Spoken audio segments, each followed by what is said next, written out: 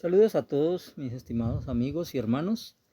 Para esta ocasión les traigo un tema que tiene mucho que ver también con la historia y la arqueología. Un tema basado en la Biblia. Vamos a analizar lo que es, cómo evolucionó el lugar donde se reunían los cristianos primitivos, inclusive hasta un poco más en nuestra época.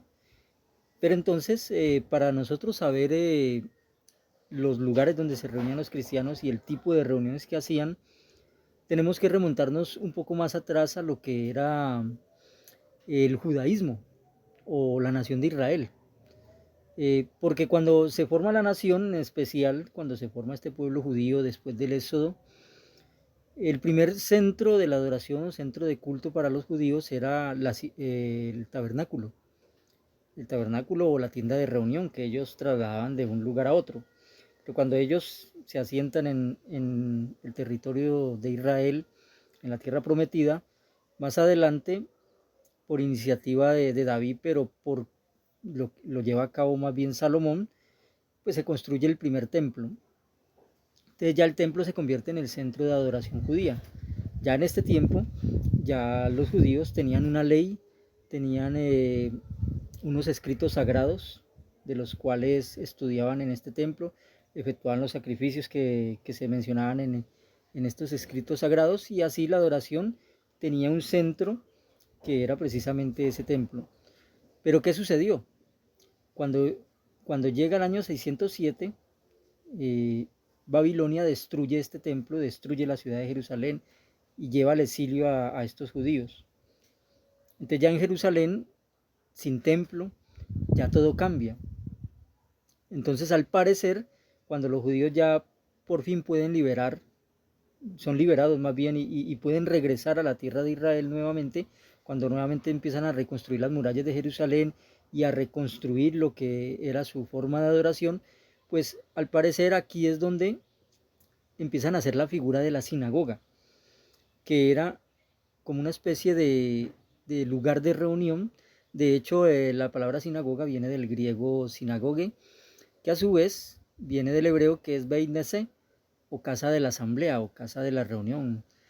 Entonces significaba que hay en estos lugares, que generalmente al principio eran casas particulares, pues se reunían los judíos para estudiar lo que eran las sagradas escrituras. Y era como ya digamos, todo el peso no recaía sobre el templo de Jerusalén, porque pues muchos vivían en ciudades lejanas y a veces no podían viajar, sino que cada ciudad tenía una sinagoga, o hasta más de una sinagoga, ¿no? Como vamos a ir viendo. Aquí en estas ilustraciones, la sinagoga se convirtió en un lugar donde se reunían los judíos de cada ciudad para estudiar las sagradas escrituras y también para efectuar digamos, otros ordenamientos de carácter espiritual para la nación. Eh, Se usaban cada vez casas más grandes hasta que llegó el momento en que ya se construían sinagogas o estos lugares, estas casas especialmente adecuadas para lugar de reunión, ¿no? Ya con salas más grandes, como vemos ahí, generalmente el atril o el lugar desde donde se exponían, digamos, estos discursos o estos mandatos, pues generalmente era casi en el centro de esta sala. Entonces, estos detallitos acerca de la sinagoga nos van a servir mucho porque fueron el modelo inicial de donde los cristianos tomaron su futuro lugar de reunión. Y vamos a ir explicando eso detalle por detalle, ¿no? Porque resulta que vemos ya en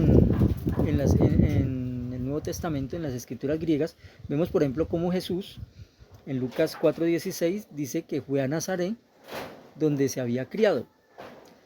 Y como era su costumbre en sábado, entró en la sinagoga y se puso de pie para leer. Entonces, Jesucristo mismo, como judío devoto, dice que tenía por costumbre asistir a la sinagoga.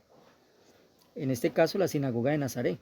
Aquí les voy a mostrar las ruinas de una sinagoga que se ha conservado más o menos bien, una sinagoga del siglo I. En este caso, esta es la de la ciudad de Cafarnaún o Capernaún, que era donde también vivía Pedro, ¿no? Y vivían varios apóstoles. Más adelante vamos a hablar de este lugar, de esta ciudad, porque es muy importante para el tema del cual estamos hablando. Pero bueno, entonces Jesús mismo, como judío devoto, se reunía en la sinagoga constantemente, como era su costumbre, dice ahí. No era eventualmente, sino que todo judío devoto, generalmente el día de sábado, que era el día de reposo, se reunía en la sinagoga para el estudio de las escrituras. Bueno, otro texto que también nos indica esto es Mateo 4:23, donde dice: Jesús fue por toda Galilea enseñando en las sinagogas de ellos y predicando las buenas noticias del reino. Entonces noten cómo Jesús, de judío devoto que asistía a las sinagogas para recibir instrucción, ahora él en su ministerio ya por decirlo así, hace algo diferente, que es asistir a las sinagogas para darle instrucción a otros, para enseñar a otros. Claro, no negamos tampoco la posibilidad de que antes de su ministerio Jesús hubiera dado discursos y hubiera dado instrucción desde las mismas sinagogas. ¿Por qué? Por lo siguiente, voy a citar la Misná en el Megilá 4:1 y 2, que estos son textos judíos, textos de explicación que tienen los judíos. También donde dice que se habla de leer perícopas, o sea, pasajes en las sinagogas. Las perícopas de los profetas se les llama haftaró, ¿cierto? Se les llama así. Y eran como una especie de extractos de los libros proféticos y se les daba un comentario adicional. Esto se hacía en las sinagogas. O sea, aparte de que era muy importante el estudio en las sinagogas de la Torá, también se estudiaban los profetas y otros escritos sagrados. Entonces, ¿qué hizo Jesús cuando llegó aquí a Nazaret, a esta sinagoga? Precisamente tomar un extracto de Isaías capítulo 61 y aplicarlo o darle un comentario. Entonces Jesucristo aquí en su visita a la sinagoga hizo prácticamente lo que se llama el haftaró. Utilizó una perícopa y le dio un significado o una explicación. También notamos la importancia de la sinagoga en los discípulos de Jesús. Hechos 13:13, por ejemplo, y 14 nos dice: saliendo desde Pafos, Pablo y sus compañeros navegaron hasta Perga de Panfilia. Pero Juan los dejó y regresó a Jerusalén. Sin embargo, ellos siguieron el viaje desde Perga y llegaron a Antioquía de Pisidia. Allí entraron en la sinagoga en sábado y se sentaron. De los discípulos o apóstoles de Jesús también iban a las sinagogas, se sentaban y adicional a eso, también participaban, ¿cierto?, de lo que se enseñaba en estos centros de reunión judíos. Dice Hechos 17:1 y 2, entonces pasaron por Anfípolis y Apolonia y llegaron a Tesalónica, donde había una sinagoga de los judíos. Tal como tenía por costumbre, Pablo entró a donde estaban ellos y durante 3 sábados razonó con ellos usando las escrituras. Entonces noten cómo Pablo, aún en esta época, ¿cierto? Estamos hablando de más allá del año 50 prácticamente, más o menos promediando ese año, él tenía por costumbre ir a las sinagogas, no solo a sentarse a escuchar la enseñanza de la ley y de los profetas, sino también él participaba, dice, razonando con los judíos que asistían a estas sinagogas. Probablemente daba también discursos y tenía discusiones con los judíos en estas sinagogas. Hechos 18:4 dice: todos los sábados él daba un discurso en la sinagoga y convencía a judíos y a griegos. Entonces Pablo iba a estos lugares, asistía a estos lugares y aprovechaba para dar discursos. Volvemos otra vez a Jesús, porque en las sinagogas, aparte de que había un presidente, o sea, la sinagoga tenía un grupo de ancianos, como se les llamaban, o podían ser también algunos sacerdotes que participaban de la enseñanza, pero tenían a uno que era, como por decirlo así, el que organizaba el culto, el que organizaba la adoración en estos lugares.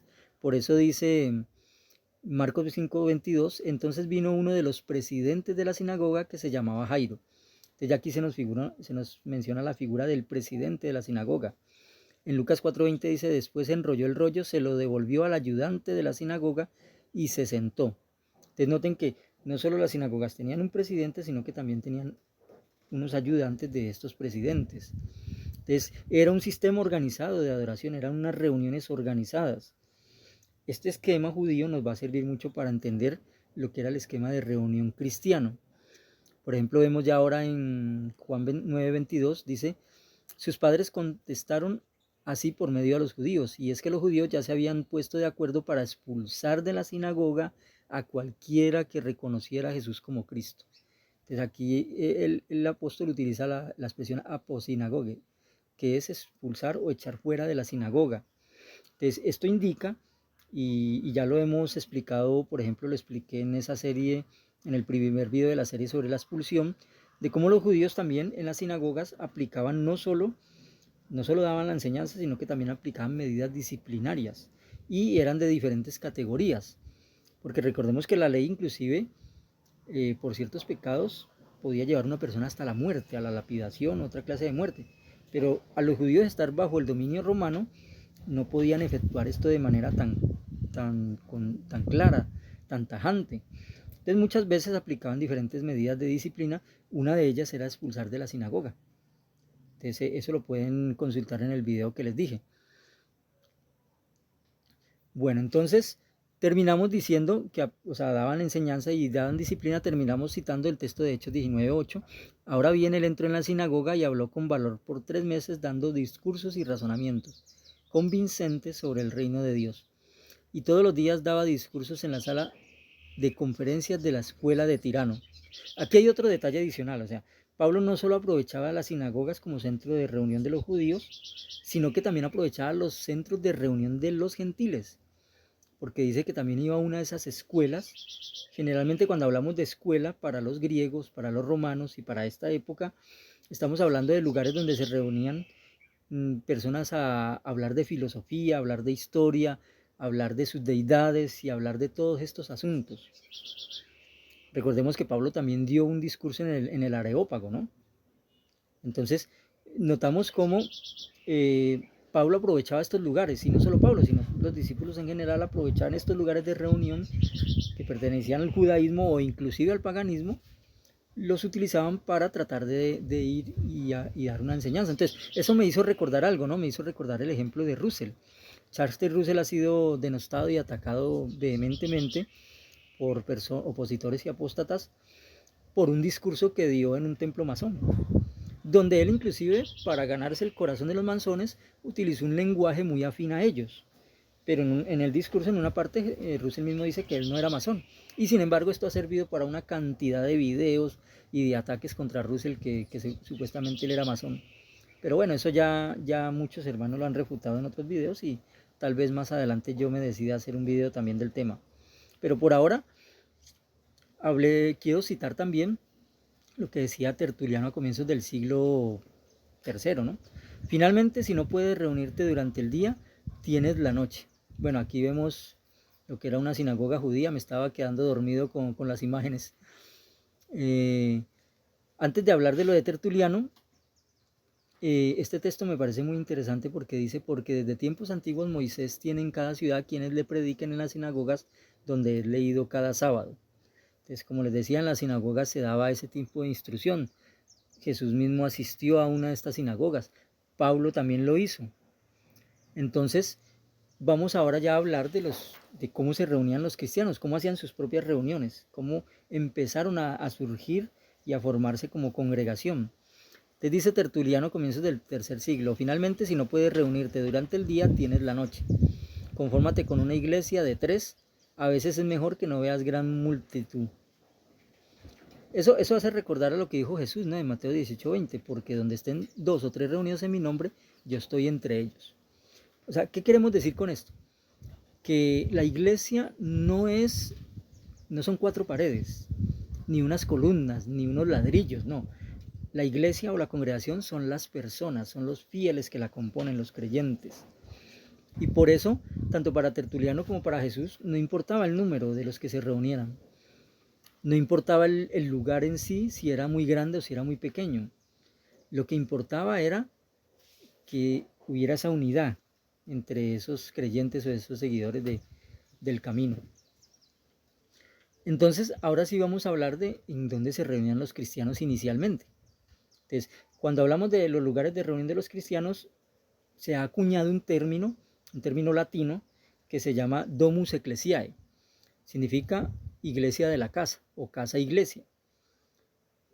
Porque los romanos, por ejemplo, tenían diferentes tipos de casas.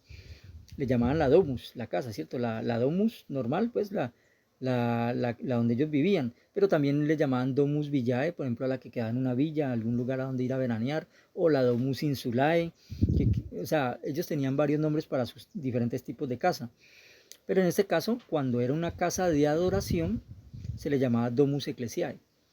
Entonces vamos a hablar de lo que se llama la Domus Ecclesiae en el cristianismo primitivo. Y es que los cristianos primitivos se reunían en casas particulares. Sí, sí, muchos católicos se burlan de los evangélicos, de los protestantes, inclusive hasta de nosotros también se burlan a veces por nuestros sitios sencillos de reunión, por nuestros lugares modestos. Yo tuve un estudio, les cuento esta experiencia, tuve un estudio, un señor ya de edad, que un día decidió ir a una reunión, pero él quedó un poquito desilusionado, quedó un poquito triste. Y yo le pregunté por qué. Él me dijo, no, lo que pasa es que yo veo que el lugar donde se reúnen es muy sencillo. No veo una cruz, no veo un altar, no veo imágenes, no veo nada de eso. Entonces, noten cómo muchas veces el catolicismo romano se burla y le llama changarros a los lugares donde se reúnen otros cristianos, pero cuando nosotros vamos al cristianismo primitivo nos damos cuenta de que ellos precisamente se reunían en lo que hoy día le llamarían changarros, o sea, en casas particulares, en un pequeño salón o en un pequeño patio o en una pequeña habitación, a veces un poco más grande dependiendo del número de personas que se reunieran. Pero estos eran los lugares originales de donde se reunían los cristianos primitivos y vamos a comprobarlo con varios textos, ¿no? Dice por ejemplo Romanos 16:3, de mis saludos a Prisca y Áquila, saluden también a la congregación que está en su casa. Entonces noten cómo en la casa de estos dos cristianos se reunían para hacer adoración. Lo mismo dice 1 Corintios 16:19, ¿no? Acerca de la casa de Áquila y Prisca. Lo mismo dice Colosenses 4:15, saluden de mi parte a los hermanos de la Odisea y a Ninfa y a la congregación que se reúne en su casa.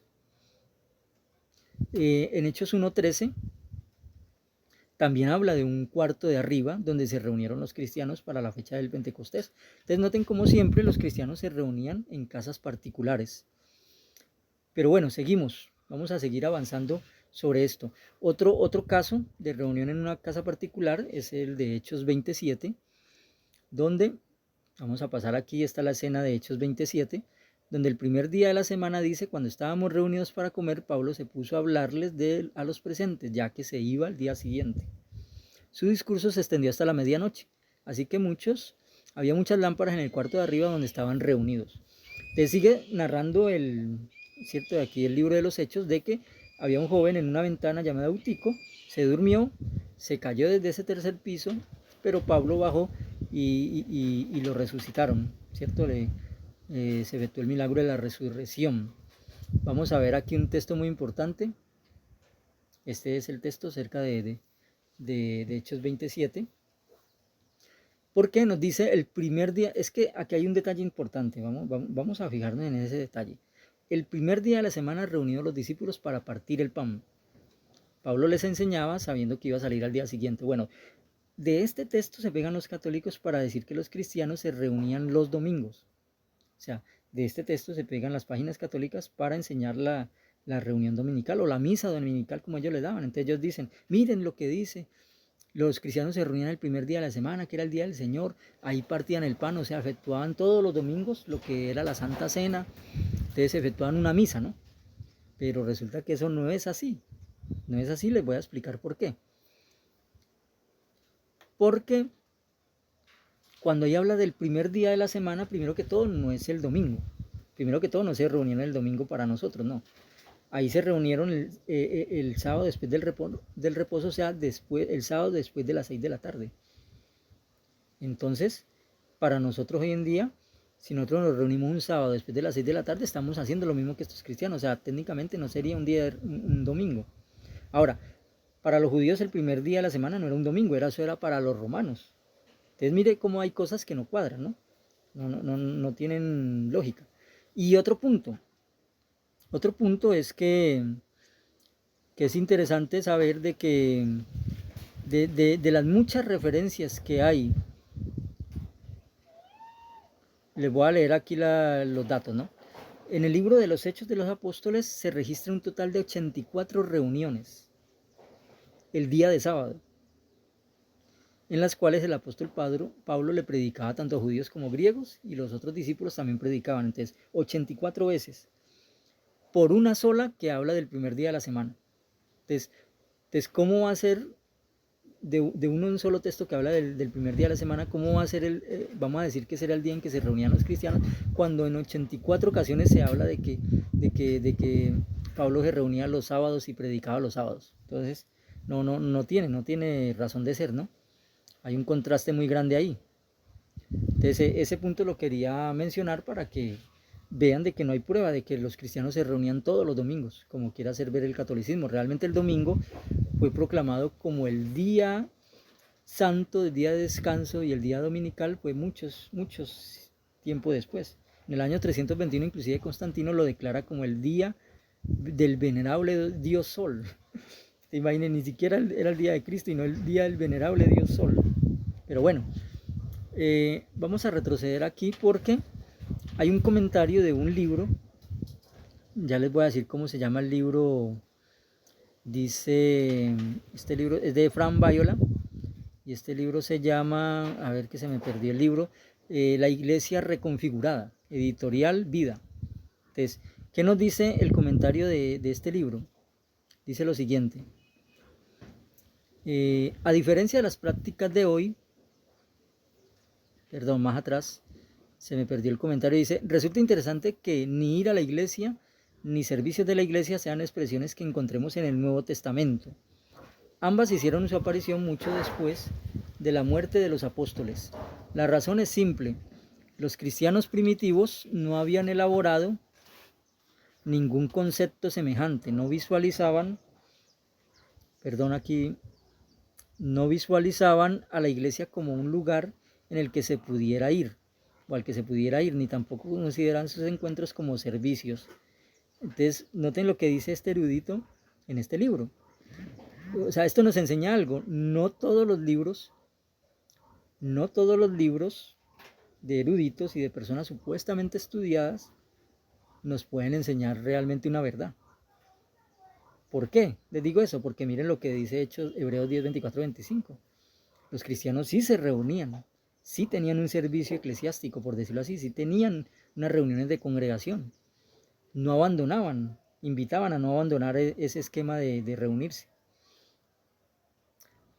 Y de hecho, ahora estábamos hablando de que en el catolicismo se considera que originalmente los cristianos se reunían todos los domingos, pero eso no es así. Aquí vemos otra prueba de que no era así.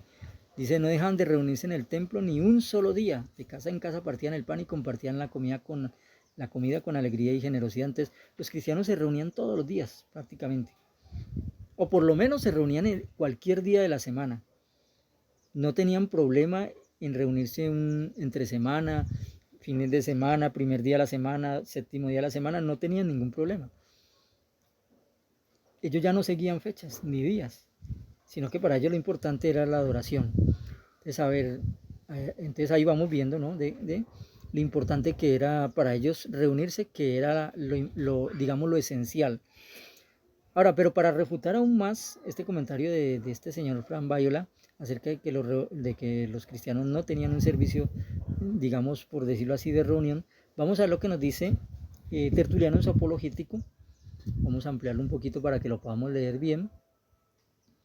Entonces vamos a lo que nos dice él en su obra El Apologético a principios del siglo III acerca de la enseñanza y ejercicios que tenían los cristianos en su iglesia o congregación. Entonces vamos a leer.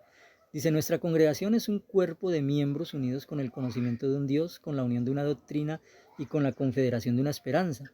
Juntámonos todos en una compañía y congregación, y allí, como con mano armada, juntos en escuadrón cerrado, le ponemos a Dios cerco con nuestras oraciones. Rogamos también por los emperadores, por sus ministros, por las potestades, por el estado del siglo, por la paz de todos y por la retardación del juicio final. En esta junta tenemos conferencia de la Sagrada Escritura y se dan avisos y advertencias según el accidente del tiempo y los negocios, y con consejos se determina. Bueno, vamos a hablar aquí un poquito de lo que nos dice Tertuliano. Primero que todo nos confirma que los cristianos se reunían regularmente, ¿cierto? Ellos hacían reuniones constantes para animarse los unos a los otros, para efectuar comidas, para hablar de su esperanza. Se hacían oraciones en estas reuniones, generalmente las reuniones empezaban con oración. Dice también que se daban conferencias o discursos acerca de las Sagradas Escrituras. Se daban avisos acerca del tiempo, acerca del fin, advertencias según el tiempo, los negocios y según los consejos Mejor dicho, las conferencias y los discursos tenían que ver con diversos temas que pudieran ser para edificación. Entonces, aquí prácticamente vemos una similitud con lo que son nuestros discursos públicos los días de sábado o los días de domingo, los fines de semana que nosotros realizamos. Después dice: allí con las voces de las Santas Escrituras apacentamos la fe, levantamos la esperanza, arraigamos la confianza y la enseñanza de los divinos preceptos, la macizamos con nuevos apuntamientos. Allí mismo se hacen las amonestaciones, los castigos y se culminan las censuras. Júzgase con mucho peso y miramiento, como entre aquellos que Dios los ve, si alguno ha delinquido en pecado atroz o enorme, es desterrado de la oración, de la iglesia y de aquella santa compañía. Este castigo es tan espantoso que parece un ensayo del juicio final, en que Cristo apartará de lejos de sí a los condenados. Entonces, en estas reuniones los cristianos no solo hacían sus oraciones, daban sus discursos, su enseñanza, sino que también efectuaban disciplinas. Y se ve aquí claramente en el comentario de Tertuliano de que efectuaban diferentes métodos de disciplina, ¿no? Diferentes, desde unas simples censuras hasta una expulsión total de la Santa Compañía, ¿cierto? Una expulsión total de la oración, de la iglesia, del tratado de todas las personas. Entonces vemos que el asunto no era sencillo, ¿no? No era simplemente que iban a orar y a escuchar un discurso. O sea, era una comunidad religiosa que se reunía y hacía de esa adoración su forma de vida. Entonces aquí refutamos totalmente lo que dice este erudito en su libro de que los cristianos no tenían una reunión formal como tal. Pero sigue diciendo Tertuliano, porque él sigue hablando de algunas cosas interesantes. Y quiero leer primero otro comentario de Fran Bayola en su libro. Dice: a diferencia de las prácticas de hoy, esa no era una reunión en la que el pastor predicaba un sermón que todos los demás escuchaban pasivamente. La noción de un servicio de la iglesia estilo auditorio, enfocada en el sermón y dirigido desde el púlpito hacia las bancas, les era ajena a los cristianos primitivos. Bueno, vamos a ver si eso es verdad, ¿no? Ya vimos que se daban discursos, que se hacía oración, se daban discursos y se aplicaban diferentes tipos de disciplina. Pero ahora sigue Tertuliano diciéndonos: en esta congregación presiden presbíteros ancianos que alcanzan esta por honra, no por precio, sino por el testimonio de sus méritos, que aquí el honor no se compra sino con costumbres. Entonces esto refuta totalmente lo que nos dice Fran Bayola. O sea, los cristianos sí tenían una especie de pastor espiritual, una especie de dirigente, ¿cierto?, en estas congregaciones. Y no solo era uno. Dice, noten cómo lo habla en plural. O sea, estas congregaciones e iglesias tenían varios presbíteros, que la palabra presbítero traduce como anciano, o la palabra episcopo que traduce como superintendente. O sea, tenían un grupo de personas que los dirigían. Entonces aquí se ve claramente cómo Tertuliano nos habla de eso. Y otro punto interesante es acerca de lo que habla Tertuliano acerca de cómo reunían el dinero en estas congregaciones o iglesias primitivas. Dice, sino con voluntarios donativos. Y si en el arca se pone algún dinero, no es tributo del honor, ni precio con que la dignidad cristiana se compra o se redima, sino voluntarios donativos de los congregantes, que cada uno da una monedilla cada mes, o cuando quiere, o cuando puede, o de la manera que quiere, que la donación es gratuita o graciosa o voluntaria. Esto no es un párrafo de la Atalaya, no, este es un escrito cristiano del siglo III, de principios del siglo III, que muestra cómo en las congregaciones del cristianismo primitivo se reunían o se recogían estas donaciones voluntarias. Entonces vemos nuevamente una similitud con lo que nosotros realizamos en nuestro tiempo. Pero seguimos, vamos nuevamente a los textos, porque estábamos hablando de los que dirigían estas congregaciones, ¿no? Entonces aquí vemos cómo se utiliza la palabra presbítero, vemos ahí en Hechos, ¿no? Como dice que le habla Pablo desde Mileto y le envía a Éfeso un mensaje para que se llamaran a los ancianos, o sea, el presbiterio de la congregación. Y noten el versículo 28, como a esos mismos presbíteros se les llama ahora episcopos. Entonces, los que pastoreaban o dirigían las congregaciones eran tanto presbíteros como episcopos, o sea, en realidad eran la misma persona con dos expresiones diferentes, dos expresiones de dirección diferente. Después vemos otros textos que nos hablan de cómo no se nombraba solamente un episcopo o un presbítero en cada congregación o iglesia, sino que eran varios. Esto refuta totalmente la posición católica de que un obispo dirige una iglesia. No, en realidad, en el cristianismo primitivo las congregaciones tenían varios. Todo el que cumpliera con los requisitos podía ser presbítero o episcopo. Y ahora seguimos viendo otros términos. Acuérdense de quienes los han dirigido. Entonces, cuando hablamos de quienes dirigen, se utiliza el término ahí geomai, que es ser un líder o gobernar. Entonces, noten cómo la congregación cristiana primitiva tenía una forma de gobierno. No eran congregaciones anárquicas, como quieren hacerla ver los apóstatas y opositores. Que no, que cada cual iba y adoraba a Dios a su manera. No, las congregaciones tenían un orden y tenían un gobierno, tenían una dirección. Entonces, pero vamos a ver algo más interesante todavía. Ya vimos lo del presbiterio, ¿no? Que eran nombrados varios ancianos. Pero ¿por qué quiero resaltar esto? Porque si vamos a Lucas 22:66, ahí se habla de los ancianos del pueblo, ¿no? Que se reunían, como decíamos, en las sinagogas y en el templo. Entonces, a eso se le llama presbiterio, la reunión de ancianos. Entonces, por eso yo les empecé hablando de la sinagoga, porque la sinagoga se convirtió como en un modelo para los sitios de reunión cristiana, ¿no? Una casa particular o un salón adecuado para el asunto, y aparte de eso, unos hombres que la dirigen, ancianos o presbíteros, y aparte de eso, un sistema de enseñanza que consistía en oración, discursos y medidas de disciplina, o sea, exactamente a lo que practicaban los judíos en sus sinagogas. Hicieron así los cristianos. Entonces, el que venga a criticar a los testigos de Jehová porque tenemos un sistema similar al de las sinagogas, con su enseñanza, sus discursos, su oración, sus medidas disciplinarias, y al de los cristianos primitivos, pues se va a estrellar con todos estos datos. Y peor aún, noten cómo la misma Enciclopedia Católica nos habla de un término del cual también se nos ataca mucho, la expresión cuerpo gobernante. Dice la Enciclopedia Católica, hablando de los que dirigían estas congregaciones, en especial los apóstoles y los ancianos de Jerusalén: este cuerpo corporativo, cuyos miembros son al mismo tiempo miembros del cuerpo místico de Cristo, encuentran en estas epístolas su expresión más clara. Se representa al cuerpo gobernante y al oficio de gobierno como parte del cuerpo de Cristo y como constituidos en él por Dios y Cristo mismo. El cuerpo gobernante cristiano primitivo es una institución de Dios y de Cristo. Nos muestran la necesidad de órganos administrativos, pues por su naturaleza pertenecen al cuerpo de la iglesia. Entonces, cuando hablamos de un cuerpo gobernante, no es algo que se lo hayan inventado los testigos de Jehová. No, ya vimos textos que nos hablan del gobierno de la iglesia, de un grupo de ancianos que dirigían la iglesia o la congregación. Y ahora vemos como la misma Enciclopedia Católica, mucho antes de que nosotros empezáramos a usar la palabra cuerpo gobernante, ya utilizaban ese término para aquellos que dirigían la congregación cristiana primitiva. Entonces, estamos hablando de un asunto de organización de parte de los cristianos primitivos. Pero seguimos. ¿Por qué es importante ahora este texto? Así que, hermanos, estad firmes y retened la doctrina que habéis aprendido, sea por palabra o por carta nuestra. Segunda Tesalonicenses 2:15.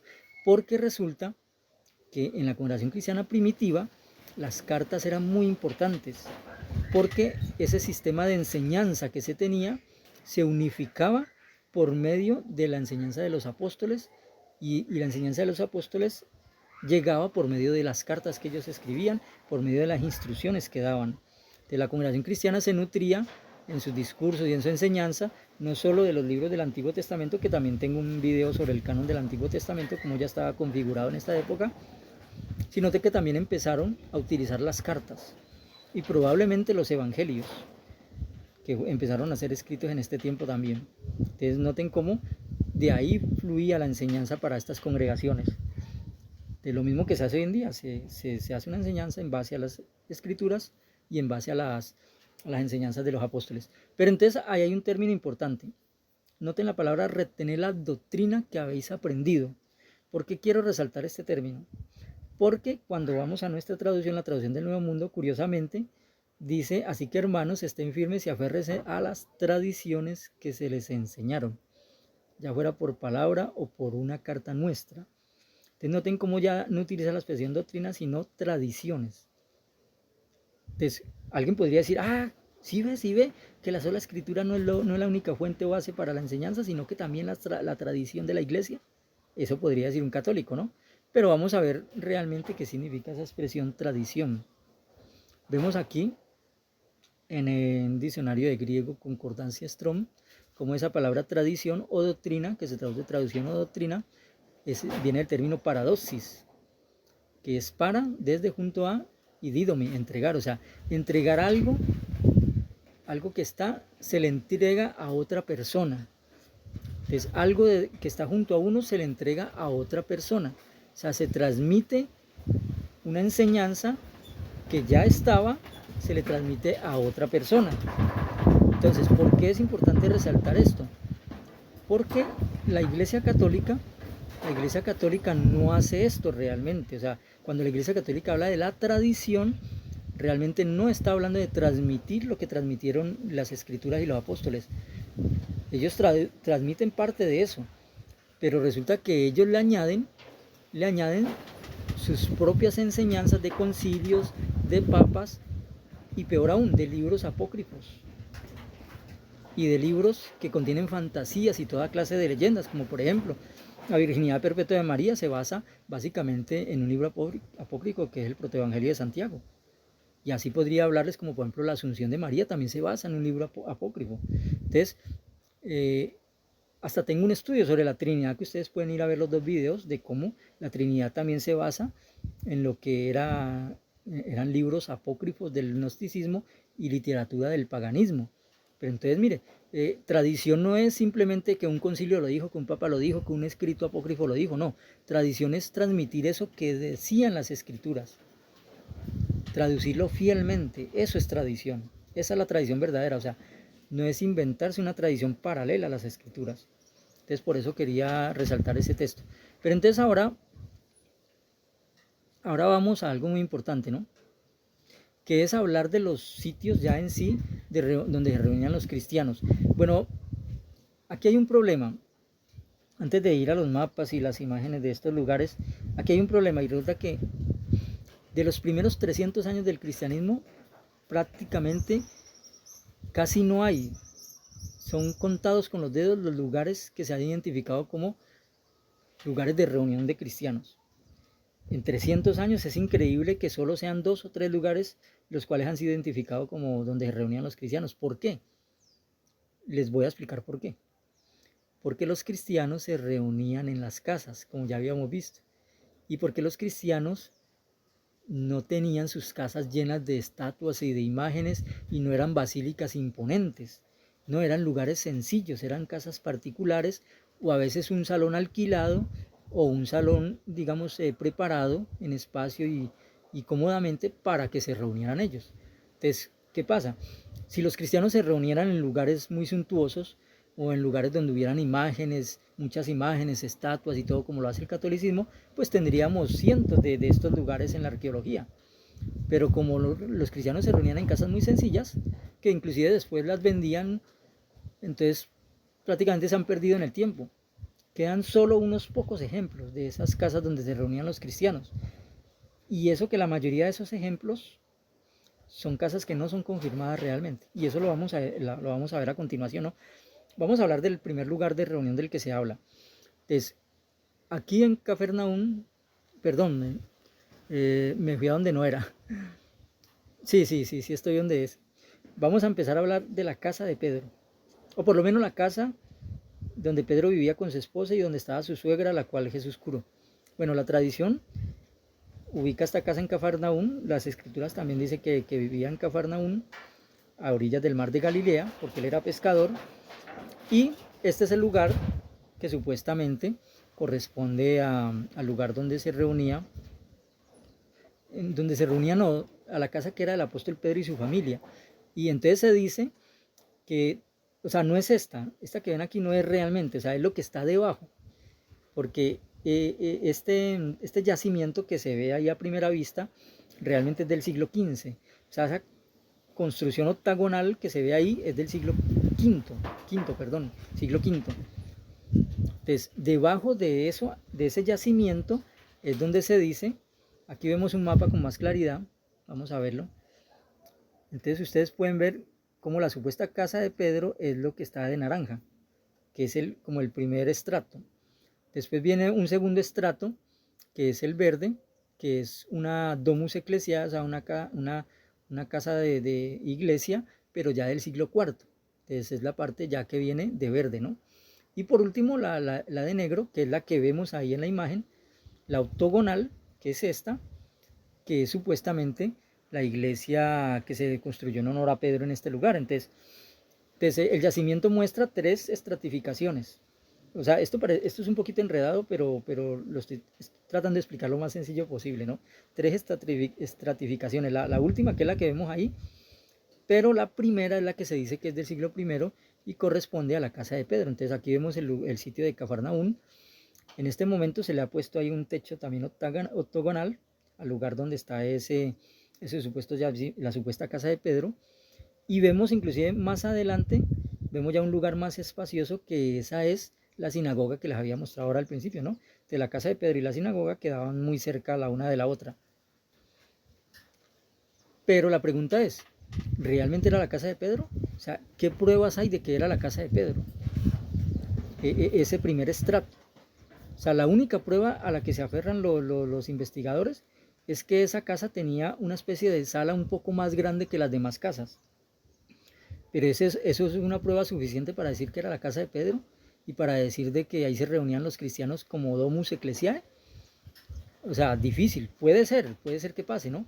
Porque puede ser que en el siglo IV, V se haya construido después el otro estrato, que ya es así, se identifica como lugar, como una domus ecclesiae, pero es que estamos hablando de 400 años después. ¿Quién nos puede asegurar que 400 años después se construyó una domus ecclesiae en un yacimiento que realmente era la casa de Pedro? O sea, si no hay una inscripción, si no hay algún artefacto, no hay nada que le identifique como casa de Pedro. Entonces es difícil, ¿no? Es difícil aceptar esto como realmente una domus ecclesiae original, como que realmente se reunía. Pero lo que sí nos puede enseñar es de que hasta la misma arqueología y hasta la misma arqueología católica acepta de que los cristianos originalmente se reunían en sus salas, en sus casas, en algún lugar donde se pudieran acomodar, que hubiera suficiente espacio, ¿no? Eso sí lo podemos, deducir o concluir.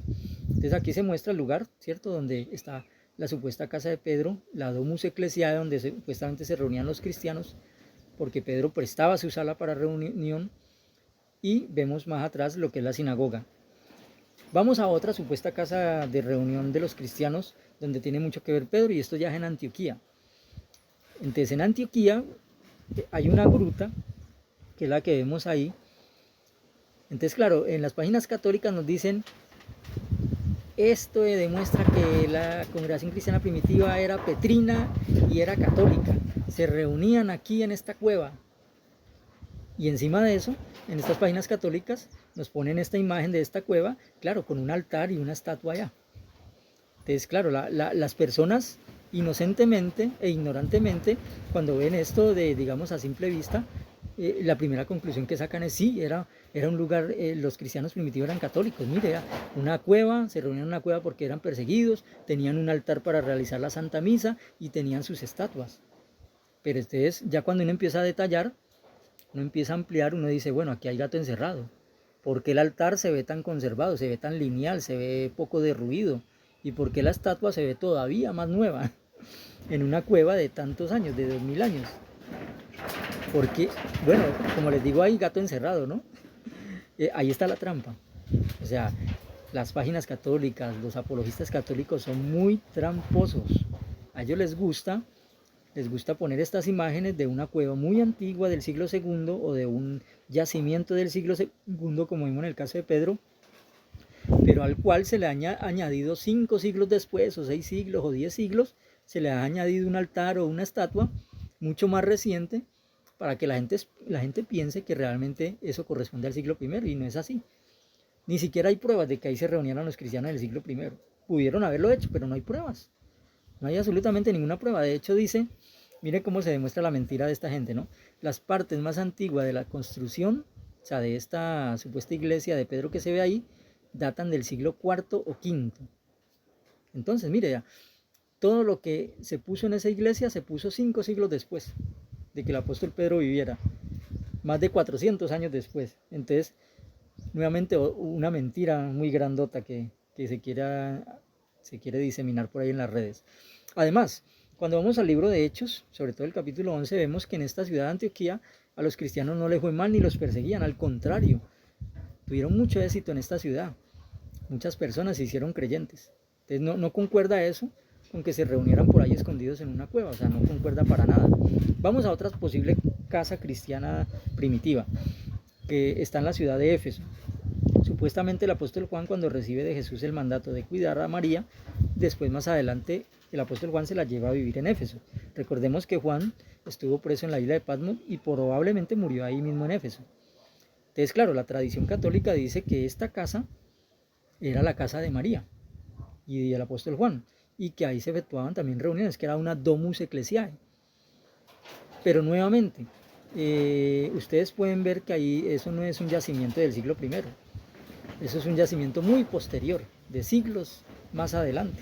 Se ve lo bien conservada que está, un yacimiento del siglo I no corresponde a ese tipo de construcción que está ahí. Es una construcción bizantina de muchos siglos después. Lo que sí hay, y es interesante ver en esta casa, pero pues obviamente esto fue construido 5 o 6 siglos después, es una piscina cristiana. Y saben que lo interesante es que la piscina está en forma de pez. Y otra cosa más interesante, y es que la piscina tiene profundidad para un bautismo por inmersión.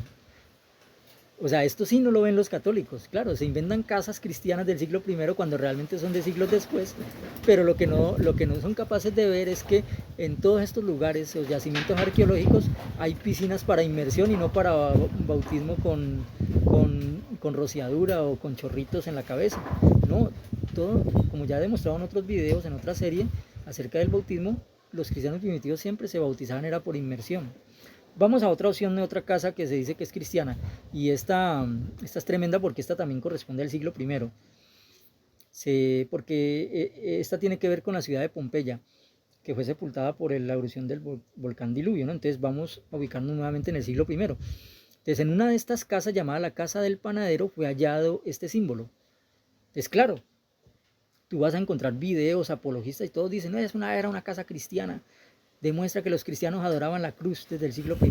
Demuestran que los cristianos tenían casas de adoración donde hacían misas y donde tenían altares y donde tenían cruces. ¿Será verdad esto? Vamos a ver nuevamente cómo caen en su propia mentira. Porque resulta que cuando vemos ese símbolo, lo vemos muy similar a la cruz Ánsata de los egipcios. Entonces vamos a ver qué nos dice, por ejemplo, esta publicación, que tiene que ver con la arqueología. A nivel de estilo, hace la cruz latina pensar en detalles egiptizantes, con terminaciones como la ánsata egipcia.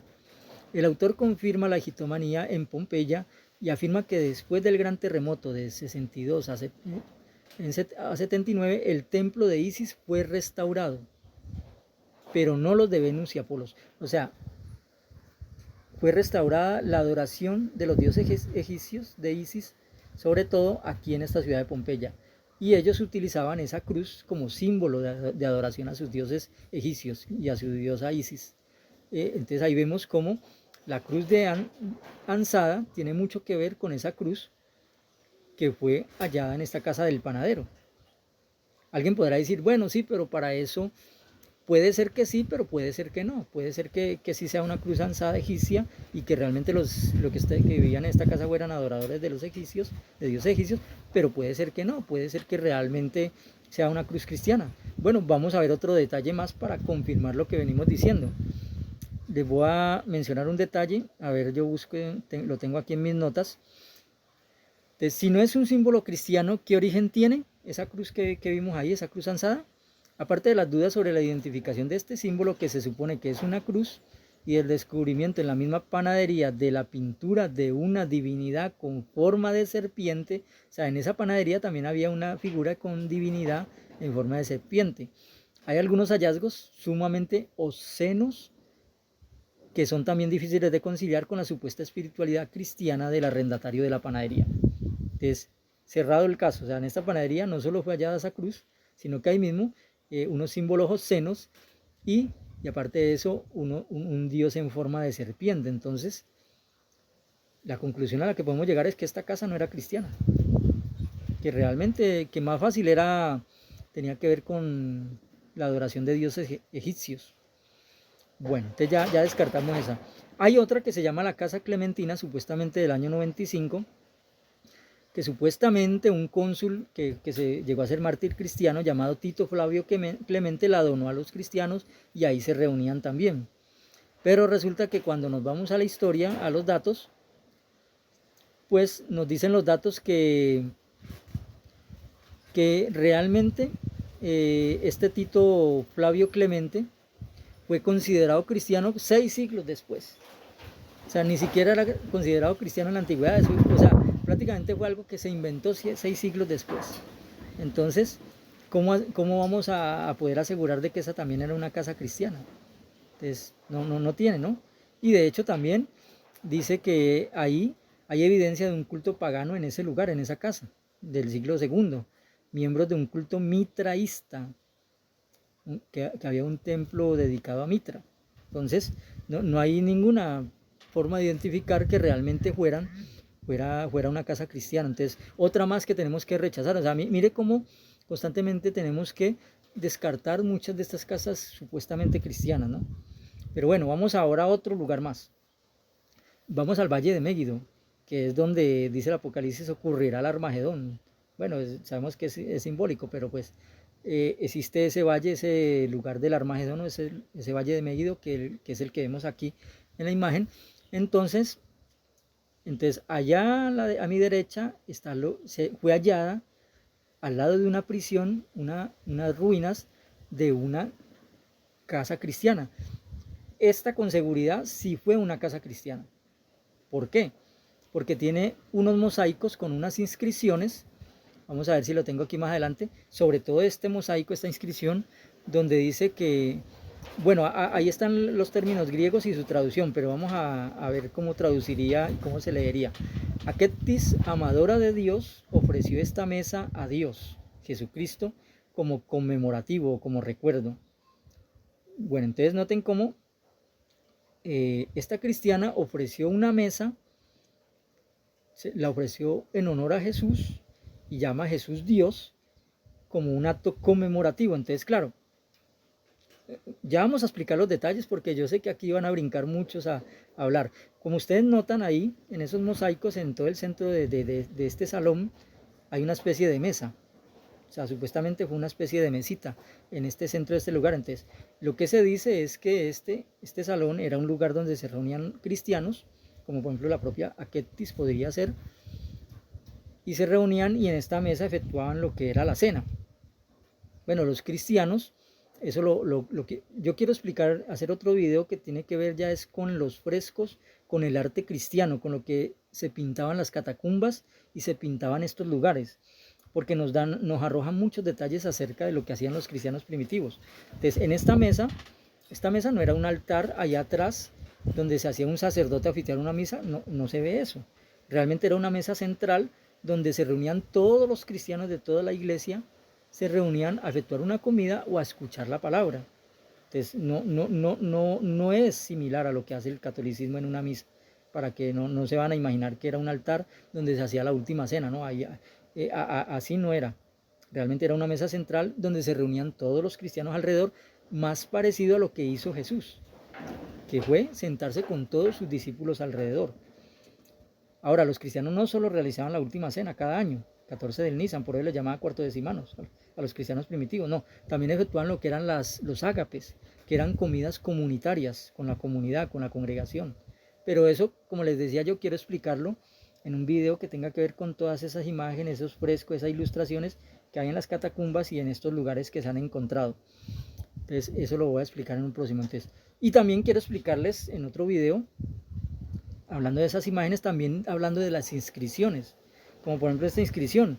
Esta casa es más o menos del año 230, siglo III. Entonces claro, aquí muchos han dicho y han sacado videos sobre eso, de que miren, los cristianos creían que Jesús era Dios ya desde el siglo III. No, eso es desde mucho antes. Ya Justino en el siglo II y el mismo Ignacio de Antioquía empezando el siglo II ya decían que Jesucristo era Dios. Y no solo eso, o sea, está Juan 1.1, está Isaías 9.6, no, nosotros no negamos eso. O sea, nosotros nunca hemos negado que Jesús sea llamado Dios en las Escrituras y sea llamado Dios en la patrística o por los cristianos primitivos, no. Lo que nosotros negamos es la doctrina de la Trinidad que sí surgió 3 siglos más adelante. Pero como les decía, eso quiero explicarlo y esta inscripción quiero explicarla ya en un video que tenga que ver con estos mosaicos, estos frescos, estas ilustraciones que se hacían o estas imágenes del cristianismo primitivo, porque hay mucho ahí que el catolicismo ha usado a su favor, pero realmente es todo lo contrario. Pero eso lo vamos a ver en otro video. Por ahora, sigamos viendo esta casa de Megiddo. Y es interesante porque en medio del mosaico está este símbolo. Entonces ya este símbolo nos deja dudas. ¿Por qué este símbolo nos deja dudas? Mírenlo con detalle. Ahora, ese símbolo, ¿a qué se parece? ¿A qué es similar? Sí, señores. Ahí están viendo ustedes que ese símbolo es similar al símbolo de Piscis, al símbolo, a uno de los signos del zodiaco. Corresponde a Piscis, a uno de los signos del zodiaco. Entonces, estos cristianos que vivían en esta casa, parece ser de que no eran tan ortodoxos ni tan correctos como se pudiera hacer. Realmente estaban ya muy contaminados con la adoración pagana y con la astrología misma, porque estamos hablando de un símbolo del zodiaco, un signo del zodiaco. Entonces, y lo están equiparando al signo de Cristo del pez. Entonces, realmente estos cristianos nos dejan ya muchas dudas acerca de quiénes eran realmente. Entonces, podríamos decir inclusive que podría ser una de esas sectas gnósticas o una de esas sectas cristianas del siglo III que no se acomodaban mucho a la verdad bíblica. Entonces, no lo estoy afirmando, solo lo estoy dejando como duda por lo que yo mismo veo en estas imágenes. Es que no hay necesidad de preguntarle a un erudito o preguntarle a una enciclopedia, no, ahí lo vemos la similitud de este signo del zodiaco con ese símbolo que se puso ahí en medio del mosaico cristiano. Pero bueno, seguimos. Porque ahora sí vamos a una de las casas realmente confirmadas, totalmente confirmadas, como centro de adoración cristiana, como lugar de reunión cristiana en los primeros 3 siglos. Ya vimos que la de Megiddo corresponde efectivamente a una casa cristiana, pero esta sí era un lugar realmente de reunión. Era porque la anterior podría ser simplemente una casa cristiana donde se reunían las familias a comer, pero en cambio esta sí tiene las características de domus ecclesiae, o sea, de lugar de reunión. Y noten lo que dice acá. Estamos hablando de Siria, ahí ver usted a mi derecha también, en el este de Siria, pueden ver la ciudad de Dura Europos. Entonces en esa ciudad fue hallado este yacimiento arqueológico, y dentro de ese yacimiento arqueológico, o sea, cerca de una sinagoga también, curiosamente las casas cristianas siempre están cerca de una sinagoga, pues fue hallada esa casa cristiana que vimos allá. Y lo interesante es la división que tenía esa casa cristiana, ¿no? Porque como todas estas casas de estos tiempos tenían un patio central, pero esta casa tiene, usted lo pueden ver a mi izquierda, tenían una sala de reunión, o sea, una sala de conferencia, una sala donde los cristianos seguramente hacían lo que vimos que decía Tertuliano. Esto es prácticamente en la época de Tertuliano, ¿no? Estamos hablando del año 235, 240, época también de Orígenes. Se reunían a efectuar lo que era la enseñanza, la oración y esos diferentes asuntos. Pero vemos también como en el lado opuesto de la casa, allá a mi derecha arriba, había un baptisterio, o sea, es una piscina bautismal. Y nuevamente vemos que era una piscina para inmersión. O sea, no es una pila para bebés, no es una pila para chorrear la cabecita ni para rociar, no. Los cristianos tenían estas casas donde se reunían, y cuando tenían una piscina bautismal, la tenían era para inmersión, como vimos también en la casa supuesta de María. Entonces miren, ¿no? Son detalles que vamos viendo muy interesantes. Aparte de eso, miren, noten cómo en este lugar del baptisterio habían unos frescos o unas imágenes, ilustraciones. Entonces, claro, el catolicismo aquí de una dice con orgullo, miren que los cristianos estaban llenos de imágenes y esto y aquello, como nosotros los católicos. Pero bueno, eso lo voy a explicar en otro video, cómo no es lo mismo, no hacían lo mismo que hacen los católicos. Ahora, si nos vamos a eso, nosotros en nuestros lugares de reunión, en especial lo que son las sucursales, también tenemos cuadros de bíblicos. También tenemos, ¿cierto?, imágenes a veces pintadas de escenas bíblicas. Eso no es malo, no es malo pintar estas escenas bíblicas. De hecho, aquí están en el baptisterio, en la zona del baptisterio, pero no están en la sala de reunión, no fueron allá en la sala de reunión. O sea, antes eso va en contra del catolicismo, porque puede mostrar que los cristianos respetaban su lugar de reunión y no lo llenaban de imágenes, sino que los pusieron allá atrás en el lugar donde se bautizaban. Pero bueno, eso lo voy a explicar en otro video, porque es interesante también hablar de ello. Entonces, vamos nuevamente a otro lugar que ha sido hallado como supuesto lugar de reunión cristiano, que ya es a finales del siglo III. Ya aquí estamos entrando ya, esto está entre finales del siglo III y principios del IV, ya casi en el año en que Constantino le da libertad al cristianismo. Entonces aquí encontramos allá donde está el puntico rojo, al sur de Jordania, ya un lugar que se llama Acaba. Entonces en Acaba fue hallado este yacimiento, y como en ese yacimiento fue hallado por ahí una cruz de bronce, entonces ya se dice que es una casa cristiana también. Pero nuevamente, ¿quién nos puede decir que esa cruz de bronce es del siglo I? Esa cruz de bronce puede ser del siglo IV, V, porque los cristianos está comprobado de que no usaron la cruz antes del siglo IV, prácticamente no la usaron nunca, porque no hay artefactos crucíferos de los primeros 3 siglos.